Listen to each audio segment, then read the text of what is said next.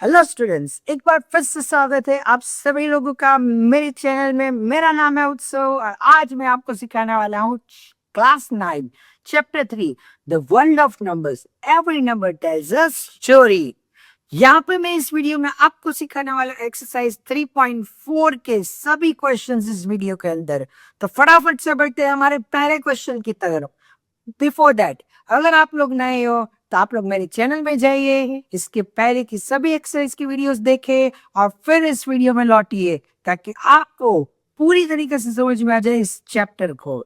अगर आप नए हैं तो सब्सक्राइब, पसंद है मैं जैसे पढ़ाता हूँ वैसे तो लाइक कर दीजिए, अपने फ्रेंड के साथ शेयर कर दीजिए। बढ़ते हैं हमारे पहले क्वेश्चन की तरफ। आओ देखते हैं पहला क्वेश्चन क्या है। पहला क्वेश्चन है represent the rational number 2/3 minus 5/4 and 1/2 on a number single number line. आप बहुत ही आसान है, कोई टेंशन वाली बात नहीं है। यहाँ पे एक चीज आप कॉन्सेप्ट पहले समझ लीजिए कि अगर आपका रैशनल नंबर प्रॉपर फ्रैक्शन में है, अगर आपका रैशनल नंबर प्रॉपर फ्रैक्शन में है तो वो जो नंबर होगा वो हमेशा 0 और 1 के बीच में ही आएगा। अगर आपका रैशनल नंबर इम्प्रॉपर फ्रैक्शन है, ये कॉन्सेप्ट आपको समझना होगा। अगर आपका फ्रैक्शन इम्प्रॉपर फ्रैक्शन है तो सबसे पहले आप उसको चेंज करोगे मिक्स्ड फ्रैक्शन के अंदर। उसको आप चेंज करोगे मिक्स्ड फ्रैक्शन के अंदर। After changing into mixed fraction आप लोग क्या करने वाले हो, आप उस मिक्स्ड फ्रैक्शन के नंबर का होल नंबर देखने वाले हो। अगर होल नंबर आपका 1 है तो वो नंबर आपका आएगा 1 और 2 के बीच में। अगर आपका होल नंबर 8 है तो वो नंबर आएगा आपका 8 और 9 के बीच में। आई होप आपको ये समझ में आ गया है। Identify the rational number first. If it's proper it will always lie between 0 and 1. और अगर वो आपका improper है then first change it to mix and just see the whole number, you'll get the answer. इतना समझ में आ गया है तो क्वेश्चन की तरफ बढ़ते हैं। क्या है आपका क्वेश्चन, ये देखते हैं। अब क्वेश्चन है आपको इन सभी नंबर को, रैशनल नंबर्स का आपको रिप्रेजेंट करना है नंबर लाइन की ऊपर। अब क्या है पहला नंबर, तो भाई 2/3 मैंने अभी आपको बताया था। आइडेंटिफाई कीजिए कौन सा आपका रैशनल नंबर है।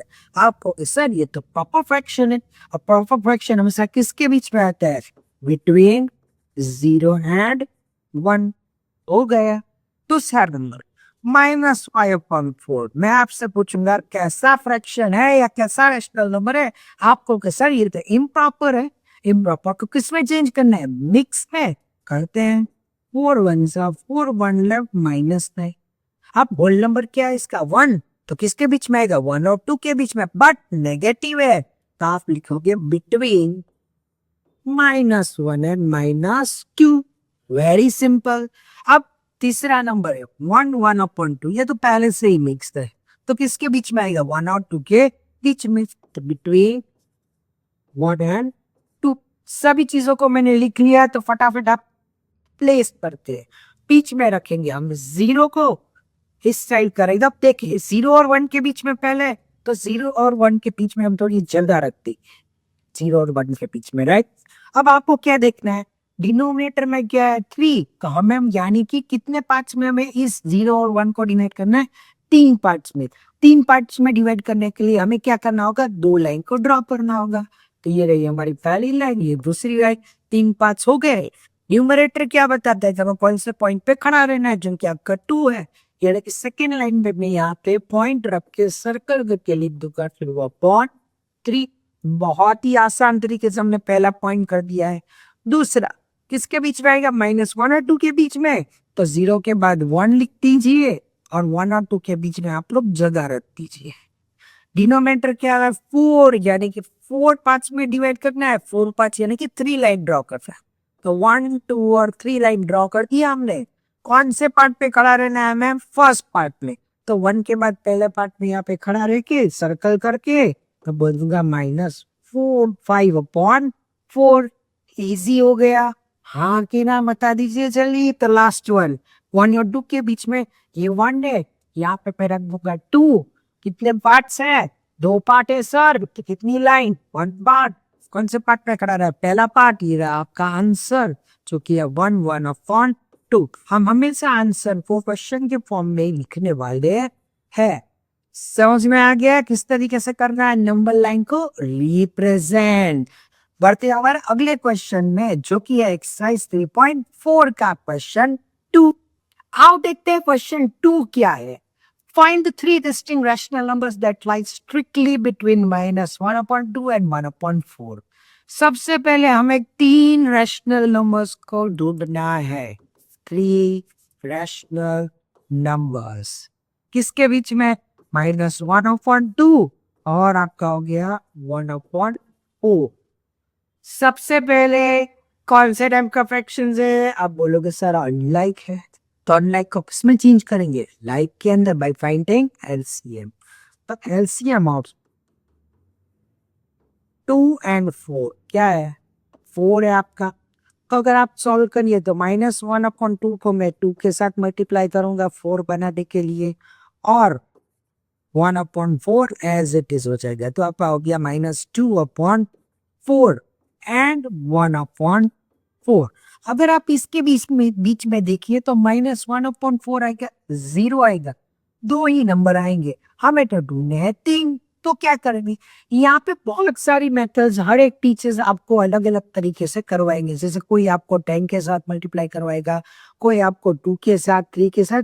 बट मैं एक सिंपल मेथड आपको सिखाऊंगा। कितने रैशनल नंबर्स आपको ढूंढने? तीन। तो मैं n ले लूंगा 3।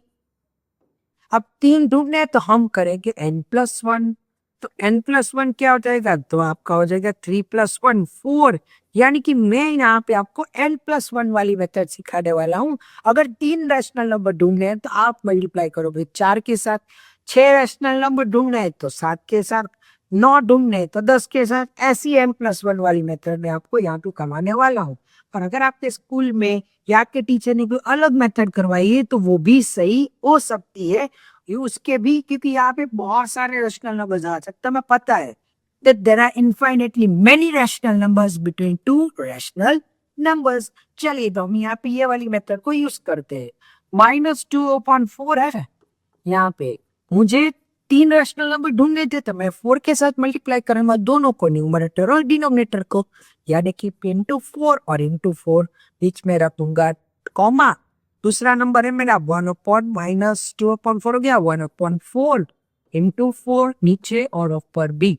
ये हो गया आपका -8/16। ये आपका हो गया 4/16। अब हमें पता है यहाँ पे बहुत सारे नंबर्स है तो हम लेंगे पहले तीन रैशनल नंबर्स, जो कि हो जाएगा आपका -7/16।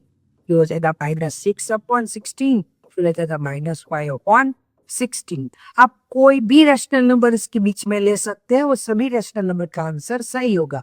तो हमें हमारे तीन रैशनल नंबर्स मिल चुके हैं। स्टेटमेंट लिखना नहीं भूलना है। Therefore, the three rational numbers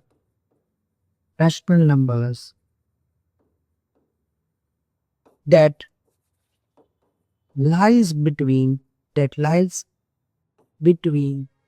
-1/2 and 1/4 are -7/16, -6/16 and -5/16।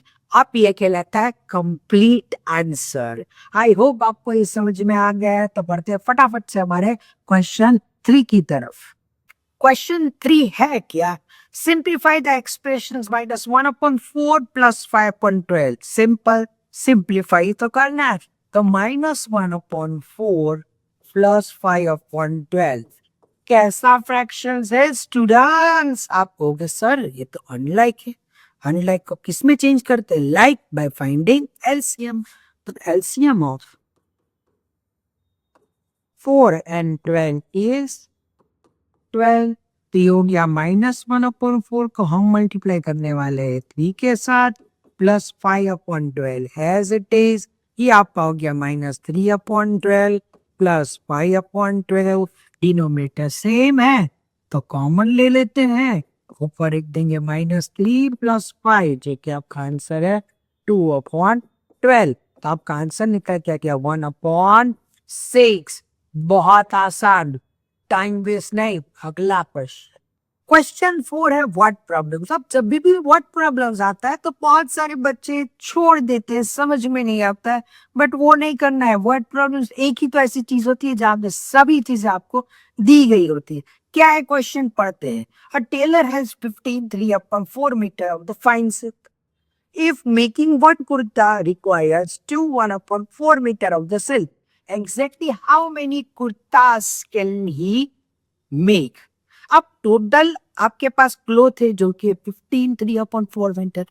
एक कुर्ता बनाने के लिए आपको चाहिए 1/4 मीटर्स के क्लोथ, सिल्क का क्लोथ। अब मुझे बताइए, इधर एक कुर्ता बनाने के लिए 1/4 मीटर चाहिए और मेरे पास बड़ा कपड़ा है और मुझे ढूंढना है number of kurtas can be made. तो मैं क्या करने वाला हूँ, तो टोटल लेंथ में से एक कुर्ता की लेंथ को मैं डिवाइड करने वाला हूँ। वही तो करना है। क्या लिखेंगे, पहली स्टेटमेंट।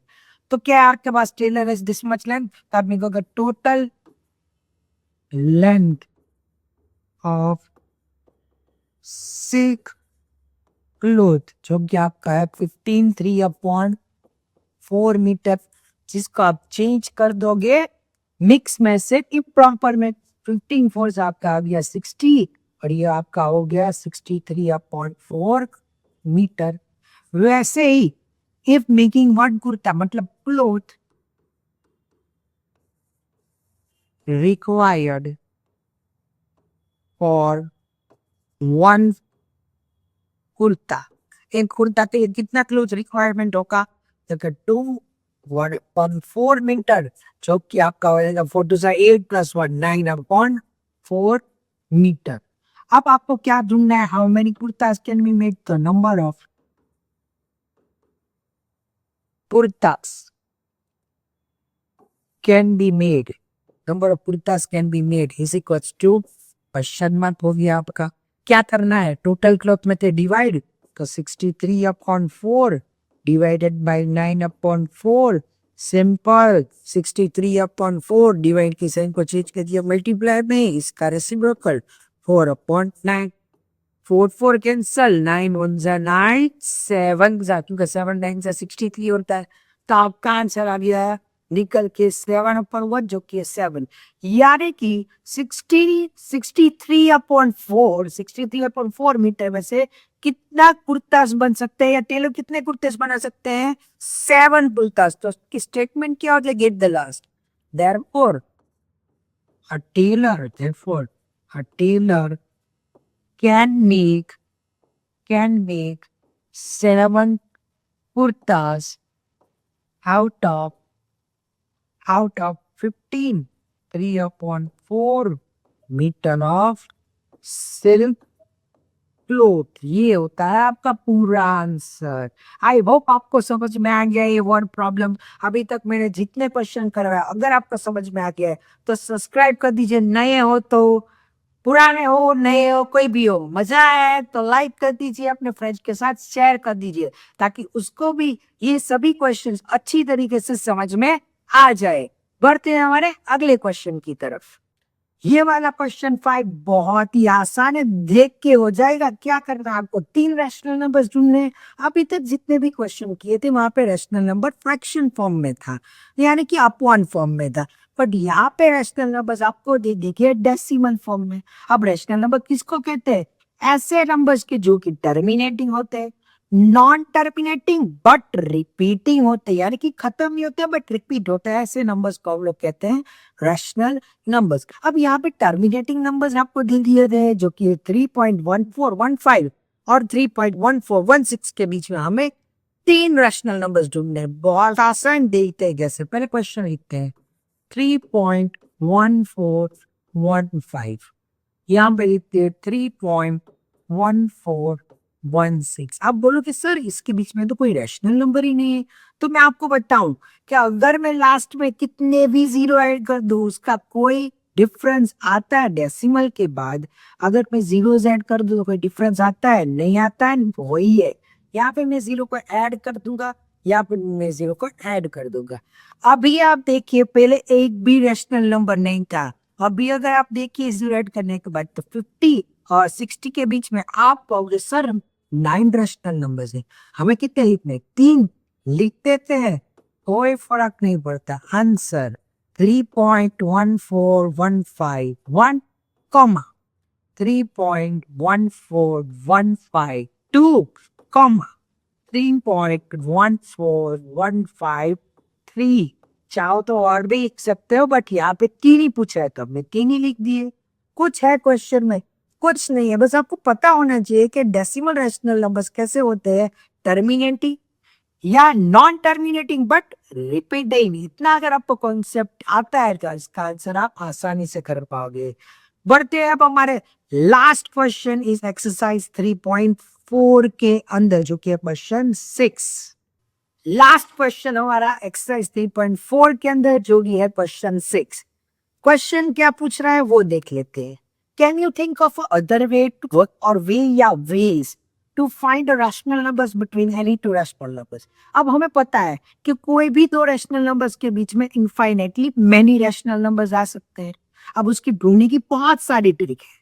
सबसे पहली मेथड जो आपको पता है वो है कि आप लोग क्या करने वाले हो, उसका क्रॉस मल्टीप्लाई करने वाले हो और उसके बीच में आंसर ढूंढने वाले हो। या दूसरी मेथड है आप लोग कहोगे एलसीएम मेथड, एलसीएम निकाल के फिर उसके बीच में चाहूं इतने नंबर्स मैं निकाल सकता हूँ। n+1 वाली मेथड जो भी मैंने सिखाई थी आपको, n या n+1 वाली मेथड से आप लोग कर पाओगे। या जो लास्ट मेथड है वो है आपका mid point method. Mid point method कह दो या फिर कोई कोई लोग उसको एवरेज मेथड भी बोलते हैं। तो ये भी तो मेथड है एक, आप जिससे आप लोग इस दो कोई भी तो रैशनल नंबर्स के बीच में बहुत सारे नंबर्स को ढूंढ सकते हो। ये वाली मेथड आपको बताया, ये वाली मैंने आपको करवाई है, एलसीएम एंड n+1 वाली मेथड हो सकती है। तो मैं आपको करवाया मिड पॉइंट मेथड या एवरेज मेथड। अब इसमें होता क्या है, जो पहले नंबर होता है फर्स्ट रैशनल नंबर, तो उसको हम ले लेंगे a, जिसको हम रख देंगे फर्स्ट रैशनल नंबर। दूसरे रैशनल नंबर को हम ले लेंगे बी, सेकेंड रैशनल नंबर्स को। अभी अगर हमें एवरेज मेथड या मिड पॉइंट मेथड यूज करनी है तो क्या होगा, क्योंकि a+b डिवाइडेड बाय 2 अगर मैं करता हूं, यानी कि दोनों ही रैशनल नंबर को ऐड करके डिवाइड बाय 2 करता हूं, तो उसके एग्जैक्ट बीच में मिड में बीच में जो आपका नंबर आ जाए होगा वो नंबर आ जाएगा। तो एक ये भी तो मेथड होगी जिससे आप किसी भी दो रैशनल नंबर्स के बीच में के रैशनल नंबर्स को ढूंढ सकते हैं। हाँ क्या ना? तो ऐसी बहुत सारी मेथड है, उसमें से मैंने आपको 3 जो कॉमन मेथड यूज होती है वो मैंने आपको सिखा दी है। आई होप आपको ये पूरी एक्सरसाइज अच्छी तरीके से समझ में आ गई है, जो भी chapter 3 the world of numbers की है, एक्सरसाइज 3.4। अगर आपको मजा आया यहाँ तक, अगर आपने वीडियो देखा है और लाइक नहीं किया है तो यार ये तो मेरी हार्ड वर्क और आपके डेडिकेशन के ऊपर क्वेश्चन मार्क है। तो फटाफट से लाइक कर दीजिए, अपने फ्रेंड्स के साथ शेयर कर दीजिए। मिलती है हमारी अभी एक्सरसाइज जो कि है इस चैप्टर 3 की लास्ट एक्सरसाइज 3.5 के अंदर। See you soon, keep the lecture till here. Thank you everyone.